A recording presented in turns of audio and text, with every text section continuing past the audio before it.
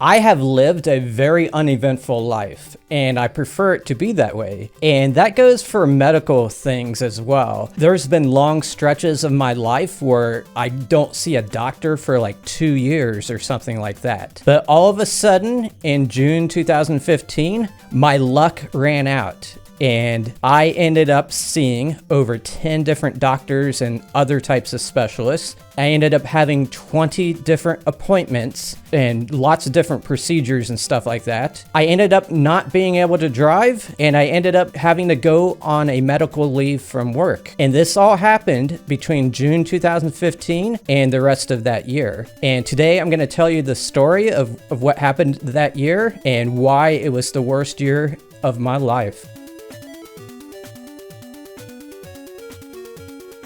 Before we move on, I just want to state that I am not a doctor. If you have any major medical decisions to make, don't make them based solely on stuff you heard in this video. This all started with some food. I went to a store and bought some salad, and I brought it to work with me the next day and had it for lunch. And then I got food poisoning. There were certain things in that salad that probably should have been heated up, but I'd never encountered food poisoning before, so I was never afraid of that. But regardless, it happened.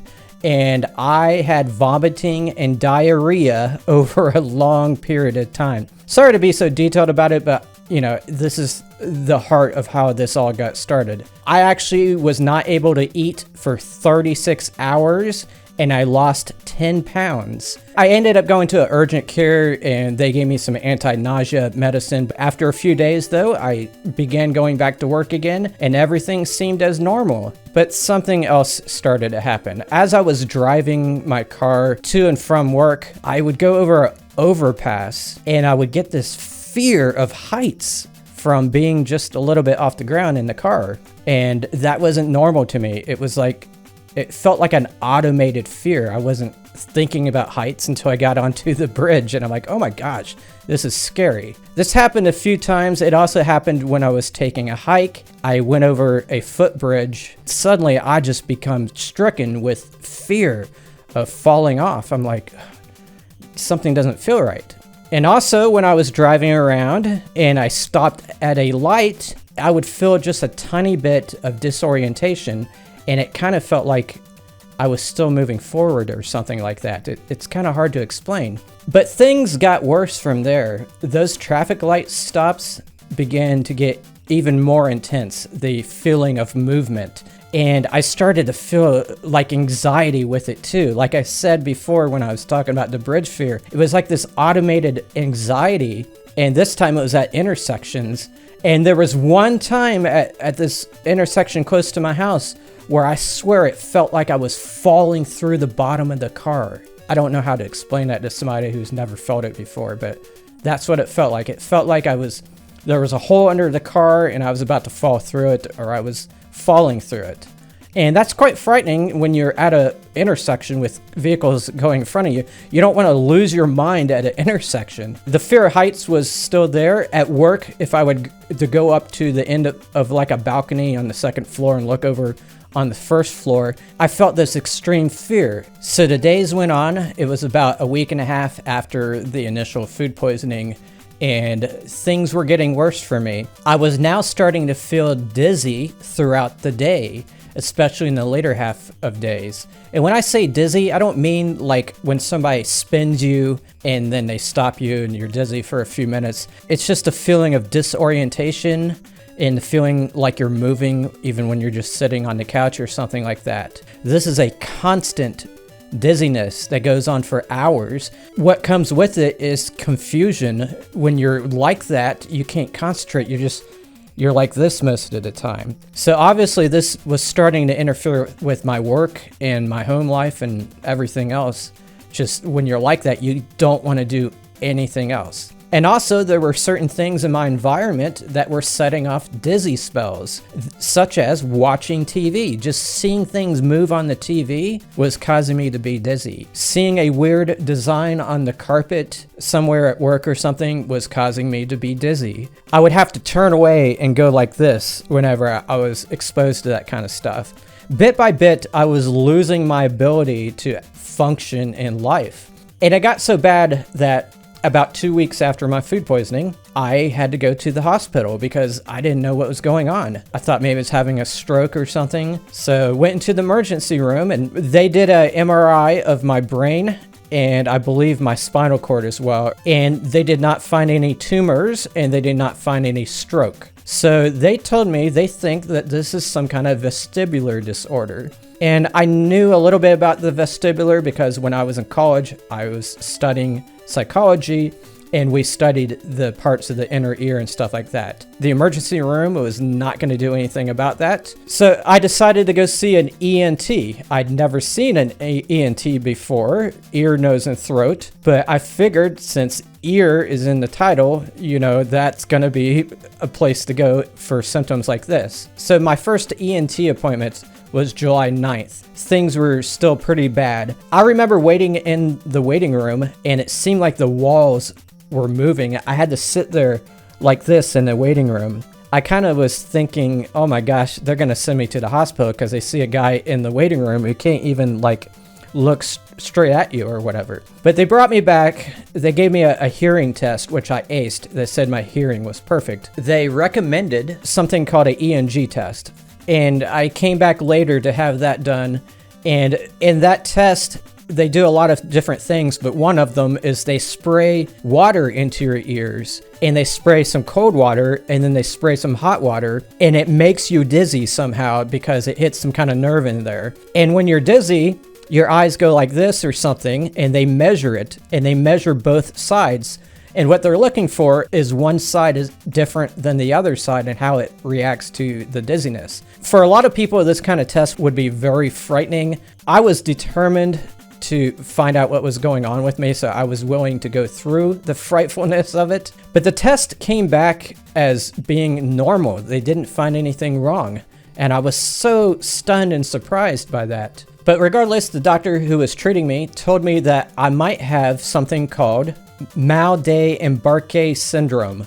I may not be saying that correctly, but basically this is a syndrome that affects people who have been on cruises and they get off the cruise and they go home, but they still feel like they're at the sea because they can feel the up and down bobbing motion of the ship, even when they're no longer on the ship. This did not sound like what I had. I mean, it had some similarities. I had not been on a cruise and I went home and started reading about that syndrome. And the more I read about it, the more I thought that this doctor was wrong. He told me in one way or another that there are limitations in what they can test for at this type of ENT office. He told me that you might want to try looking for someone who's more specialized in inner ear stuff. Since I was getting dizzy so much and since I couldn't look at a screen without my dizziness being set off, I needed to go on leave from my job.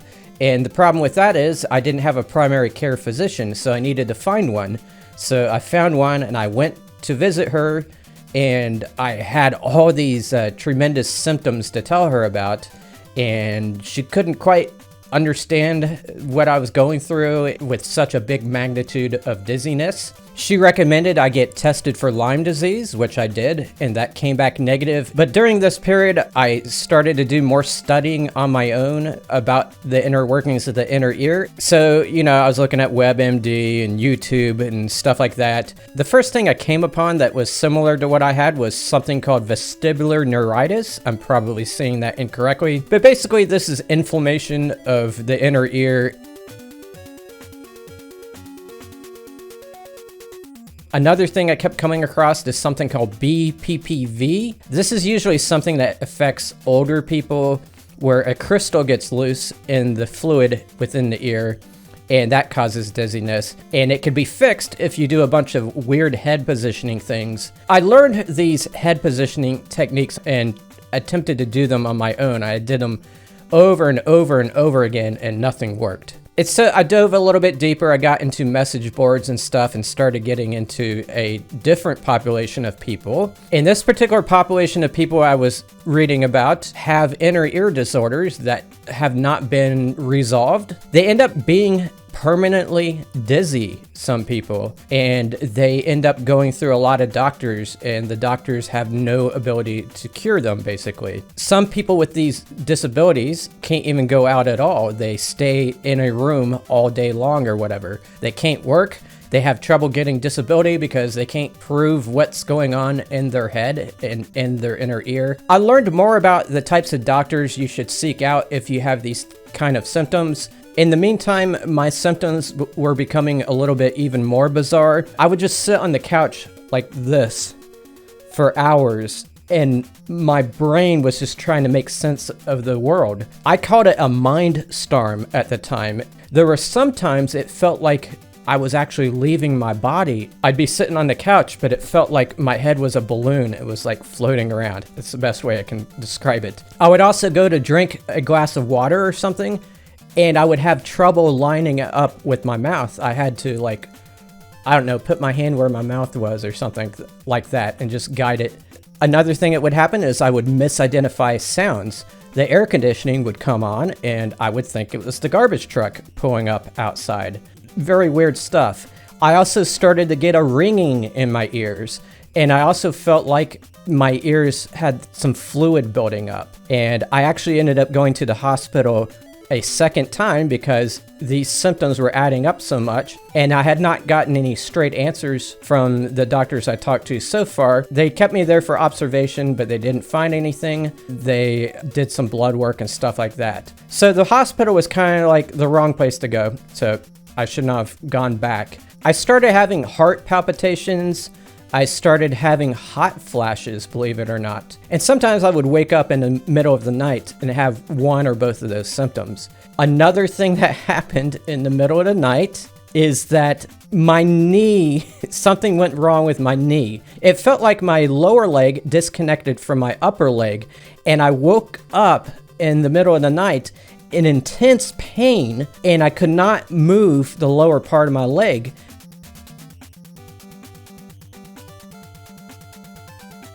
It was like disattached somehow. This happened several times during these months where I had these symptoms, and I'm like, what the heck is going on with my body? And then I started getting a sore throat, and I had a sore throat that lasted for an entire month, around July or August or something like that. So I was starting to get more symptoms, and a lot of them didn't seem to have anything to do with the inner ear. I was scrambling to find doctors. I found a neurologist, and I talked to her, and she said, I understand you're going through all this stuff, but I don't know any way to figure out what's wrong with you. She told me, though, that there's this person she used to work with who has become like the top dizzy doctor in my state. He used to work for NASA, and I'm like, okay. And he was one of those Otto whatever. He had a long specialist name or whatever, but it began with the word Otto. So she and one of my other doctors put in a referral to this guy. And this guy, since he's like one of the only specialists in my state, has a long waiting list, and I wasn't able to schedule an appointment with him until late December. At this point, it was like August or something, and that was going to be a very long wait for me. The things I learned about the inner ear gave me more insight as to what is happening. Your inner ear can get damaged by something, and if one side is more damaged than the other side, it creates this imbalance. If you were in a dark room and you were upside down, would you know? Yes, you would, because you can feel it in your inner ear. It helps you keep track of the positioning of your head. You can sense where the gravity is. And it's all linked up with your eyeballs. And so when you turn your head different directions, this vestibular system helps align your eyes, like if you want to keep fixated on something.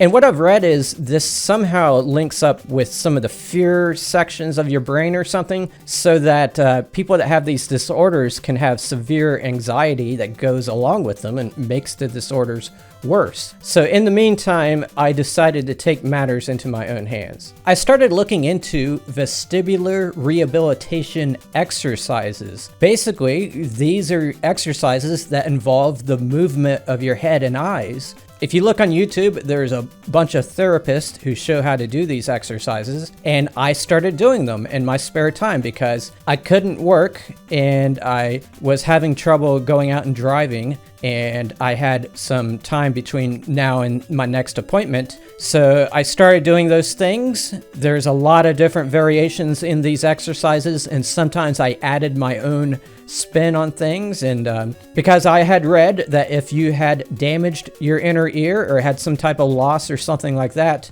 these exercises help your brain compensate for those losses. Eventually, I started seeing a physical therapist.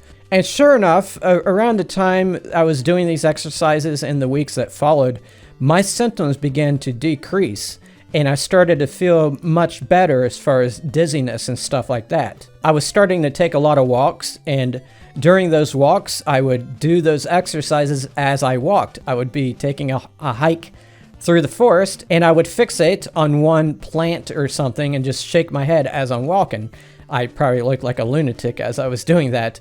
But as those symptoms went away, I was gaining new symptoms. I was starting to have pain in my joints. And I told you about the pain in my knee while I slept. I was having intense pain in my knuckles, my neck, my knees. Not when I slept, but during the daytime and stuff like that. I'm like, this doesn't make any sense. Why am I starting to feel all this stuff? Is it because I think that I'm ill and therefore I'm developing these symptoms myself? There's a term for that. It's called psychosomatic. And then my tummy began making gurgling noises. They went on for weeks and weeks and weeks and weeks. So I saw an arthritis specialist for the pain, and he did some blood work on me, and the only thing he found was a vitamin D deficiency. So I started supplementing for that. I also had an intense pain in my testicles.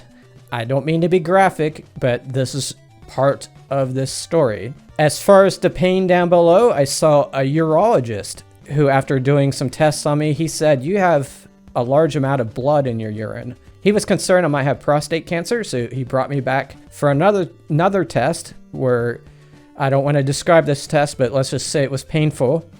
And it came out negative. For the belly noises and the sore throat, I saw a gastroenterologist. He had me do this test. I think it's called a barium swallow, where I drink something and then they turn me upside down and see if my stomach is leaking out stomach acid or something like that. He also did an endoscopy where he stuck a scope down my throat. He said I have some kind of allergy that's made my throat inflamed or something like that. Eventually we concluded it was acid reflux, so I had to go on acid reflux medicine. And I think that it was being caused by the vestibular stuff because, like I said, it was causing a nervous response.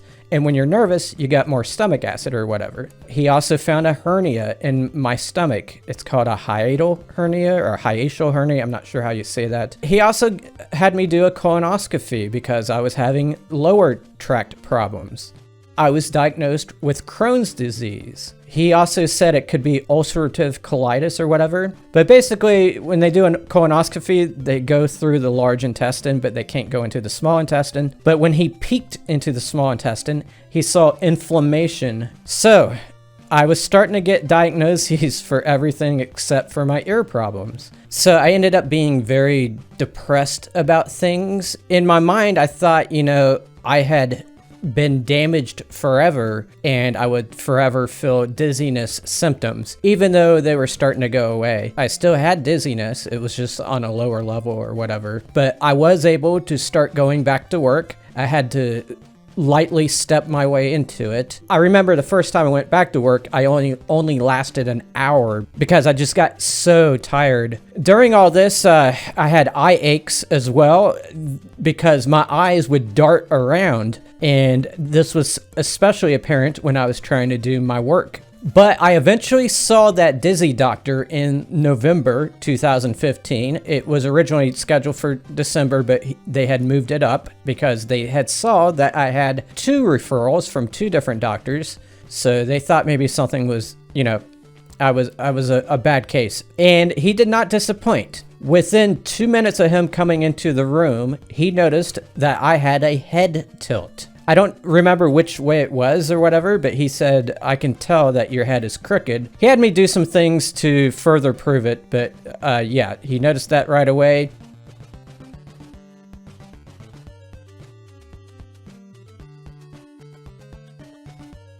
Another thing he did was got a Q-tip out, and I thought he was going to stick in my ear or something, but instead he brushed one ear lightly, the outside of it. And he asked me, does this feel any different from the other side?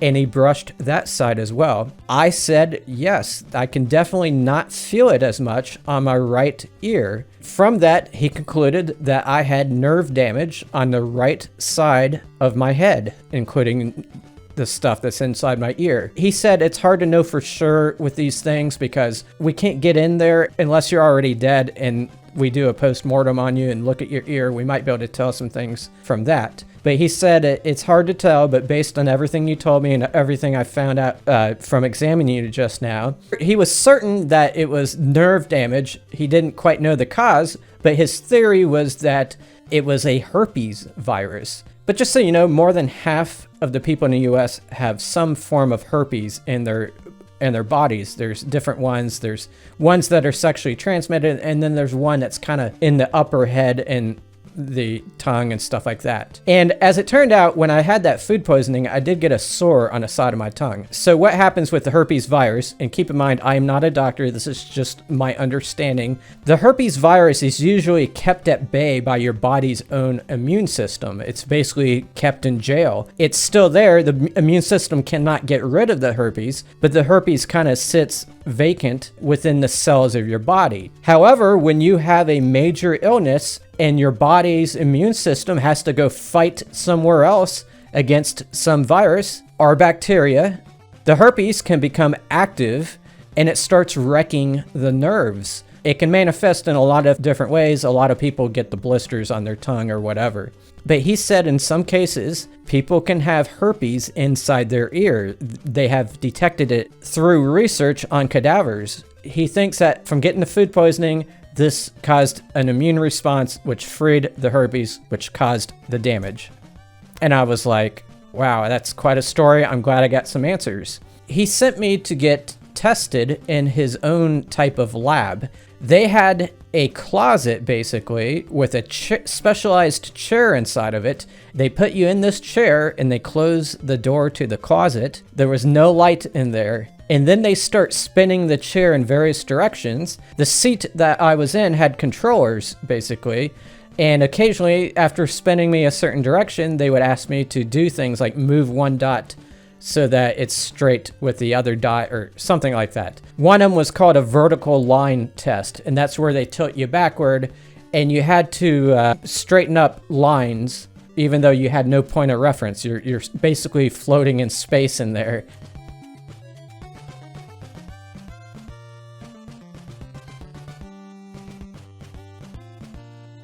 As soon as I got out of that closet, one of the technicians said to me, you failed every single one of those vertical line tests. It was just his job to do the test, but he felt compelled to tell me about that. Whatever the cause, it was a severe case of it, and the dizzy doctor recommended that I continue to do vestibular rehab. He was frank with me, and keep in mind, this is a guy who has seen a lot of patients like me.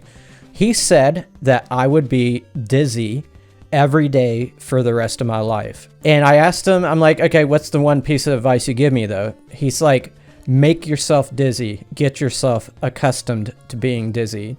And that's why those vestibular rehab exercises work. It makes you used to your own dizziness. In fact, I got to the point where I was spinning myself in my kitchen until I make myself dizzy. But after a while, your body gets used to it. I can actually do a spin and then walk a straight line right afterward. That goes for anybody. I mean, if you go to a fair and they have a ride and it makes you dizzy, if you keep riding that ride day after day, you get used to the dizziness. At some point, I had this aha moment, and I started thinking back throughout my life. I remember being in elementary school, and every time I went down the stairs, I had to grab the railing, and I noticed other students could walk up and down the stairs without that railing. I thought that was strange back then as a little kid, but now looking back, I think that I already had vestibular damage even back then. I also remember getting car sick all the time as a kid. I also remember slipping on slippery surfaces. Like my aunt and uncle we used to visit, they had this porch that was slippery to me, but it wasn't slippery to anyone else. And if there was a little bit of moisture on that porch, it was like a ice skating rink for me, and I would fall down. I've always been vulnerable to slipping on ice as well. Okay, so fast forward to today. It's almost been 10 years. Do I still get dizzy on a daily basis? No, I don't get dizzy at all anymore. My brain has rewired itself. I think it altered the way that I think. My job performance got boosted after this event. I don't know why, but I could just see things more clearly than I could before. Yes, I am a little bit more unsteady than other people, but I have never fallen onto the ground. That's like the number one concern, right? When people get dizzy and have balance issues or whatever. Do I have Crohn's disease or ulcerative colitis? No, I do not, because I did not believe that diagnosis, even though he showed me proof of the inflammation of my intestine. I ended up doing a different kind of endoscopy, and this would have been in 2016, I believe. It's where I swallowed a pill that had a camera in it. And what it does is it goes through your entire tract, and they take pictures as it goes through. And they did not see a diseased colon.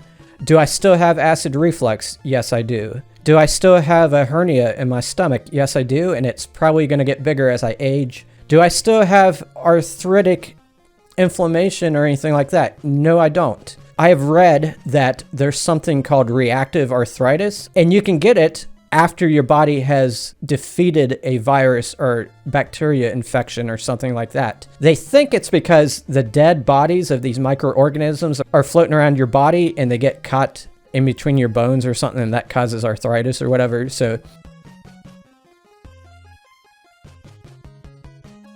I had a temporary flare-up of arthritis, and now that's gone. Does my stomach still make a weird creaking noise? No, it doesn't. The sore throat isn't there unless I eat a bunch of stuff. I do take low amounts of acid reflux medication. Once I got through all those medical challenges and got an understanding on everything that's going on with my body and my inner ear and stuff, I was very happy, and I'm so glad I got through it.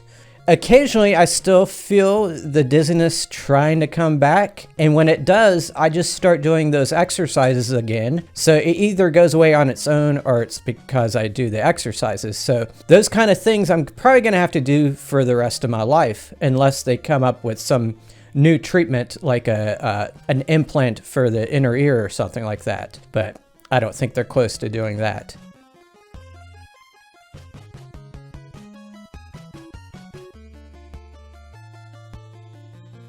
I do have concerns about when I get older, because as people get older, their vestibular systems get worse. That's why a lot of seniors have falls and stuff. It's not just the weakness of their bodies.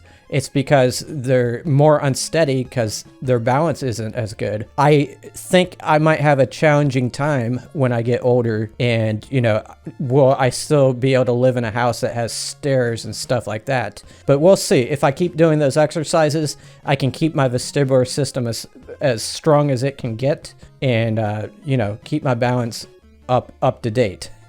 I've had sicknesses recently with COVID and stuff like that, but my dizziness did not come back. But one day I might have another food poisoning or something, and I may get like I did in 2015 again, but I'm confident that I'll be able to beat it off. That didn't sound good. I'm confident that I would be able to overcome it pretty fast by doing those vestibular exercises. So I'm ready for that battle should it occur. I hope you found this video interesting. I left out a lot of stuff just because I didn't want the video to get too long. By the way, here's a couple more videos on the screen that might interest you. Take care, everybody.